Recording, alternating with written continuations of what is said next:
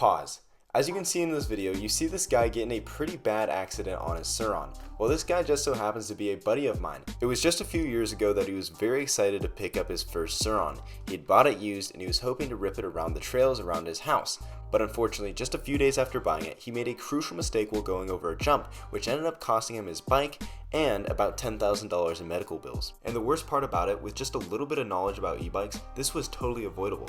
And this is just one of the many common mistakes that new riders do, which end up costing them time and money in the long run. And that's why in today's video, I'm going to be going over the 5 most common mistakes that new riders make after getting their first e-bike. If you don't already know, I'm Endo Prism. I make videos on all the things that you like. So if you haven't already, make sure to go ahead, hit that like button, leave a nice comment down below, and most importantly, subscribe so you can help me reach my goal of 10,000 subscribers. And these are the 5 common mistakes that new riders make. Let's get right into it.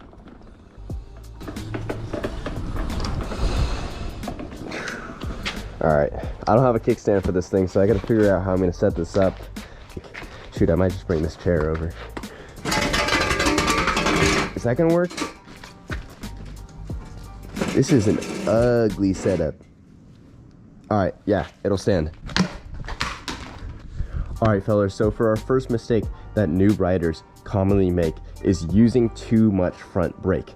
Now, if you've been riding bikes for a long time, like me, I've been riding ever since I was young, you'll know that although you should use your front brake during certain moments, you don't want to rely on your front brake too much, because what ends up happening is if you lock up that front wheel, you will be sent over your bike. Now with this specific bike, that shouldn't be so much of a problem because of this big old hub motor that weighs like 50 pounds. I highly doubt you're ever going to be able to lock up your wheel enough to get this thing sent over your bars.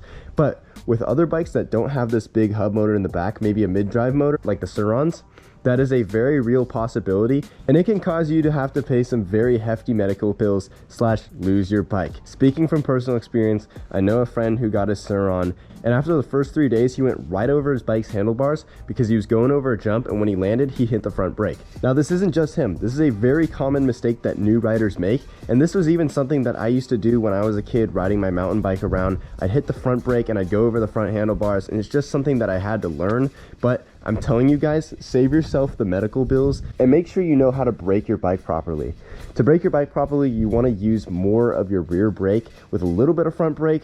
This way, there's a smoother transition into your braking and you get more stopping power from both brakes. But rarely should you ever be squeezing just the front brake, because this is how you get sent over your handlebars. Alright guys, so before we get into number 2, I have to quickly mention the sponsor of today's video, Osking's Smart Wallet. So the main features which you actually care about, right? First off, convenient ID holder, which I really like. You have this little card holder, right? Which just slides up like that. So that way, if you have any of your cards, your ID, blah, blah, blah, credit cards, whatever, you can just take them out just like that. I have a little Target gift card here. Oh shit, I just bent it. We're gonna put it back in there like that. And then finally, for my favorite feature, which is the integrated Apple Find My technology with a 5-year battery life. You might be asking me, Tommy, why not just get a regular wallet and then get an Apple AirTag? You might even save a little bit of money. Well, the thing about Apple AirTags is they run out of battery life within a year. So this means that for the value of 5 Apple AirTags, you can get this wallet for just $60 with all of its other nifty features. Anyways, make sure to go get yours using the link in the description below, as these sell out fast. And let's get into number 2.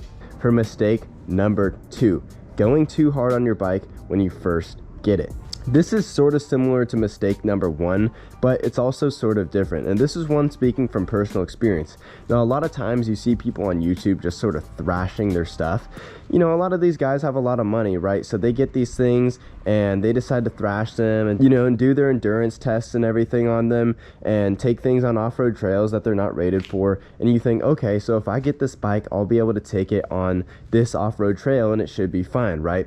Now, an example for me is my old 010X scooter. This was the first PEV that I ever got. And after seeing an off-road test video, I was inclined to take it off-road and rip it.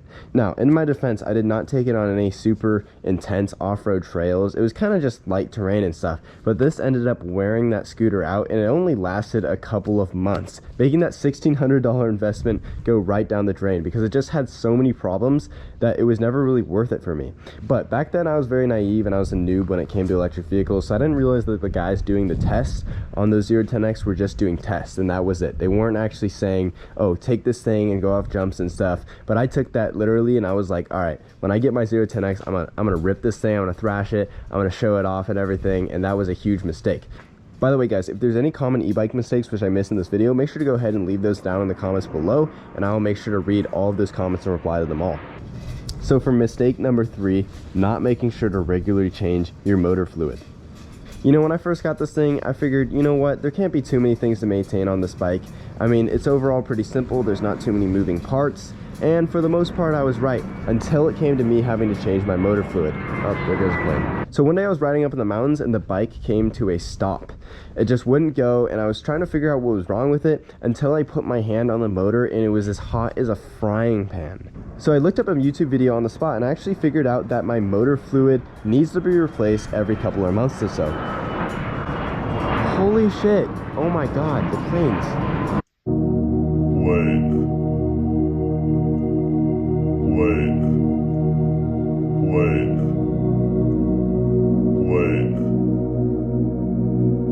But after pulling up my phone in the mountains and looking at some YouTube videos, I realized that I actually needed to change my motor fluid every couple of months or so. If you haven't realized, this is a complete joke. Now there's an epidemic of bad/false information being spread around, and I implore you to make sure that who you're listening to about whatever subject it is that you're trying to work on is giving you the right information. Now I'm actually guilty of this. Like, I've done things before in tutorials that weren't exactly the best, but I really try my best to give people good information, right? So make sure that if you're looking at videos on how to do something with your e-bike, you get the right information so that you can save yourself time and headache, so you're not buying things / doing work that's just counterintuitive. For mistake number 4, and this might be one of the most expensive mistakes of this list, not taking care of your battery. Believe it or not, batteries require basic maintenance, and if you don't do this maintenance properly, it might cost you your battery, and batteries can cost $1,000 to $2,000, so you want to make sure this thing stays healthy. Batteries require battery health management, and you need to make sure that if you're storing your battery for more than a couple of days and not using your bikes, maybe a couple of days to a couple of weeks, a couple of months, you want to make sure that it stays within a battery life range of about 40 to 80%. Doing this will help protect your battery from wear or tear, or even worse, total battery failure. One of my friends actually sold a bike that I built for him, and what he ended up doing is he charged the bike to 100% and he kept it like that for a couple of weeks before he sold it, right? He just didn't ride the bike. What ended up happening is the battery failed. And I sort of understood this as the problem because I asked him, hey, what is your battery charge at? He's like, oh, I just kept it on the charger for a couple of weeks. This goes for basically any e-bike, not just the enduro e-bikes. This goes for Surons. This can go for any electric scooter, any personal electric vehicle. Just make sure that if you're not going to be riding your bike the next day, make sure that battery range is within 40 to 80%.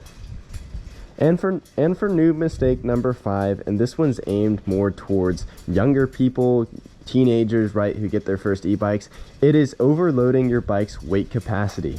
Now, I've had this thing for a few years. I finished building it when I was like 15 and a half, right? And this was before I had a car. So if I wanted to bring friends somewhere, they'd either have to ride on their own bike or I would take them around on the back of this bike. And now, although you can take 2 people on this bike, like it'll do that and you could ride around for miles, which I've done countless times.